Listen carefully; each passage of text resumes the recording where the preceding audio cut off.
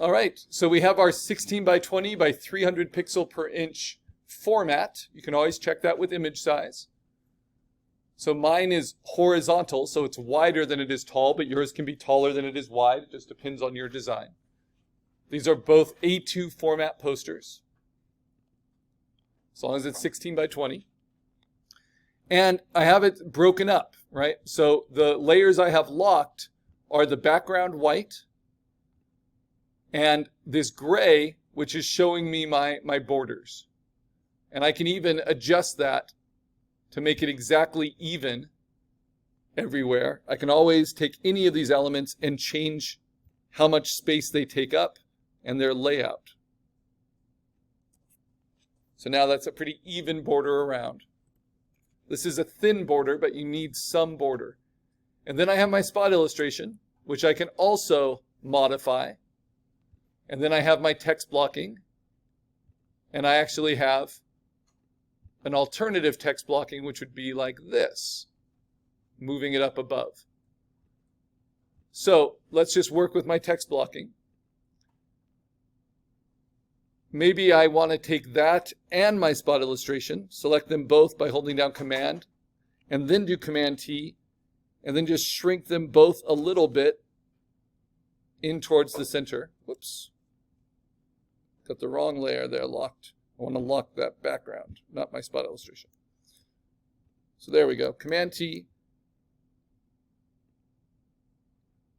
And that way, I can give myself a little bit more space around the edges, right? Now, the key of layout is it can be adjusted all the time, as long as you have them as separate layers. So my spot illustration is no longer dead center of my poster, but once I design my type in these blocks, it will all feel balanced and centered. But I have more space here than here, and maybe I don't like that. So maybe I take this part of my text blocking, whether you have a lot of text or a little text, the design of it and the space it takes up is equally important.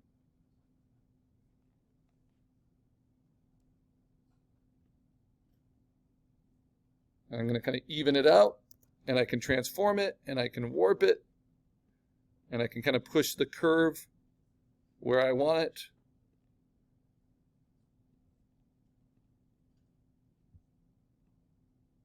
Like that.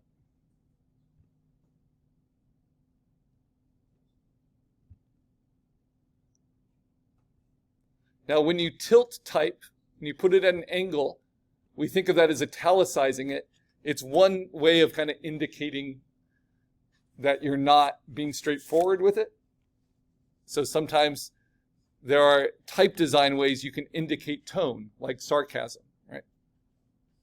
So the I is very straightforward, very horizontal and vertical, very sincere and heartfelt. The vote is pretty strong that way, especially the T and the E. But I'm going to have the little commentary on it, the you're welcome, be a little bit more sarcastic. Right? So let's continue this text blocking. The I is going to fit in there. It's going to have serifs. It's going to have a lot of personality and strength. The D is just going to be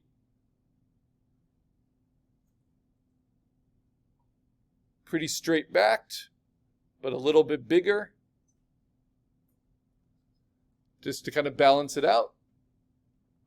And maybe I decide, okay, let's play with that now. This is why I find digital sketching for text blocking really helpful, is I can make these little adjustments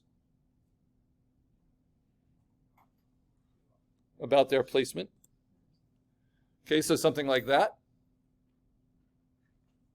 And actually, I think I want to narrow it out.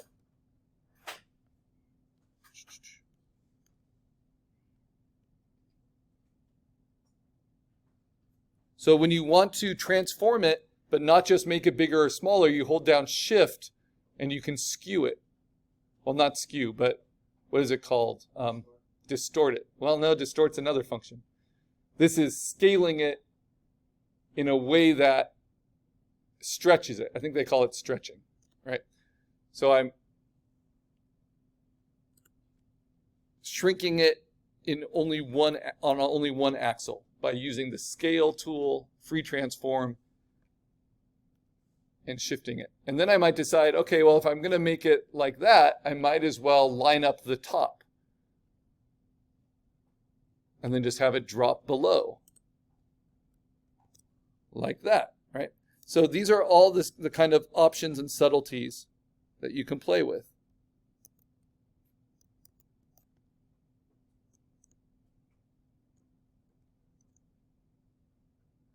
And shift allows you to do that. Okay, so I think that feels about right to me.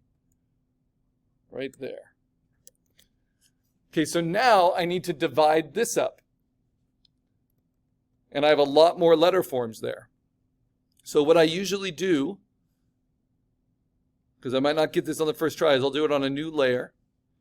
And I write out what I want to have it say, just up in the corner. And I need that apostrophe in there. And you want to check your spelling, right? So I want it to say this. I don't think I want any exclamation point or anything on it. So we have 1, 2, 3, 4, 5, 6 spaces. 3, 4, 5, 6. And then we have a space between, and then we have 1, 2, 3, 4, 5, 6, 7. 1, 2, 3, 4. That's too narrow. 4, 5, 6, 7. And you see, that's why I'm saying I don't always get it right at the first time.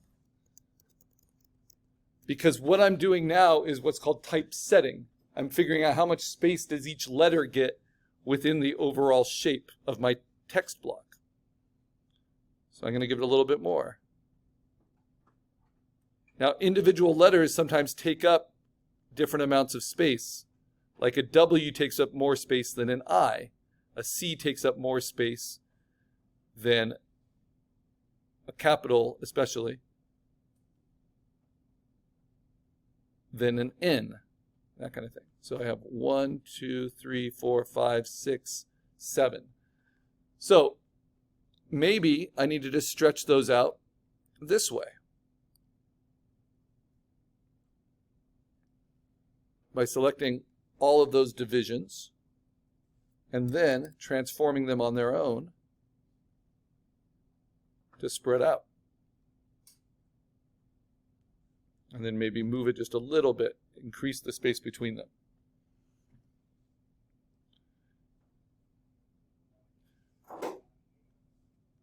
And maybe I want to take all of it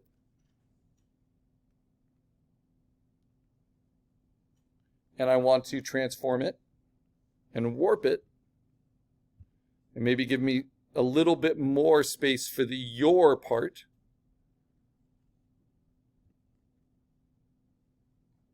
And then the welcome part just kind of gets tamped down. So a lot of transform and warp here. And you can do that individually as well by selecting part of your sketch and then just transforming that part. This is a lot of what graphic design and layout is.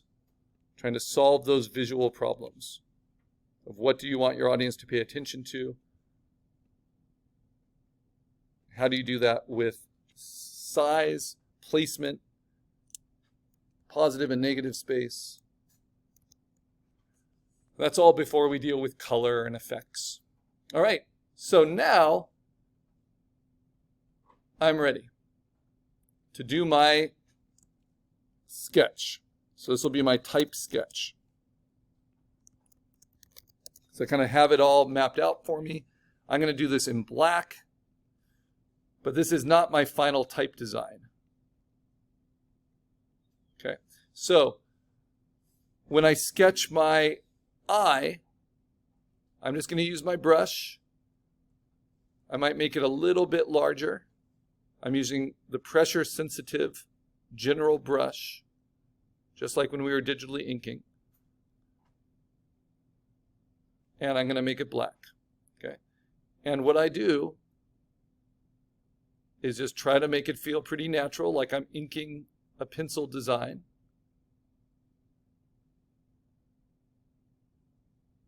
I'm going to even out the top and the bottom, the slight curve, because I want these to match my illustration and be kind of hand-drawn letters. And then for the "You're welcome" part,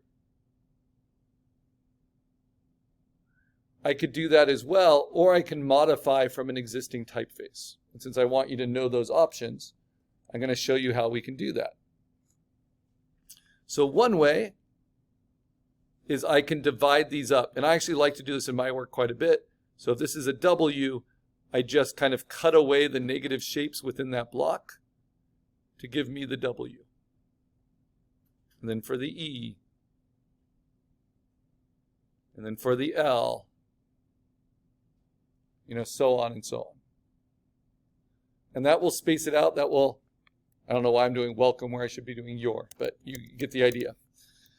The other way is to use a typeface.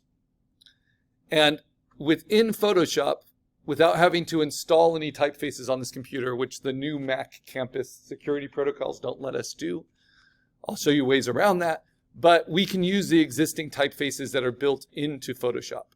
And so for the first time, we're going to use this vector tool, which is the T, and it's the type tool, right? And I'm just going to use the standard horizontal type. And I'm just going to click. And then I'm going to double click, and you'll see the big T as your layer. It's going to be filled with black. And I'm just going to type my text. And I'm going to do it all in capitals because capitals help set the kerning for you. They give you the spacing and they're more readable, right? So if you have the space to do the text you want in capitals, go ahead and do that. Now, this typeface does not have the right personality that I want. It doesn't have the strength to it that I want. And even if I add fonts to it, which I can do by clicking on the type options icon here, and then clicking on the font options here, which is italicized and bold. That's already italicized and bold. It's just the wrong typeface. So what I can look for, there are a lot of typefaces within Photoshop, right, that just come standard. I can find one that's a little bit blockier, a little bit stronger. That might get me close to what I want. That one's pretty close. So let's go with that for now. And then I can play with the spacing and the kerning. So notice, even though there's a space between those, this typeface doesn't design for a lot of space between its capitals. So I can build that in. And I can also just select it. If I want more space between the letters, I can hold down Option and then use my arrow keys. So this is how you adjust kerning in Photoshop. You select, and then you hold down Option, and then your left and right arrow keys. For narrowing the kerning, so they're really uncomfortable and overlapping, or spacing them out. Right? Same thing with the your. You space it out a little bit. Now, what if I want the Y to be stronger than the rest? Well, I can increase that typeface size. So right now it's 96, but I can make it like 111 just for the Y. And then maybe I'll do the same for the W. Now, what's the big problem with this? Type design generally just gives it to you on a straight horizontal. And maybe I don't want that, right? So in Photoshop, you can also use the arc tool. Oh, I have to turn off the bold effect on it to use that tool. So let me do that. Oh, let me select it all. This is what's called a faux bold because it's not designed by the type designer. Okay, so now let me try using this arc tool. So you pick a style of the arc and you can do just an arc on the bottom, an arc on the top, an arc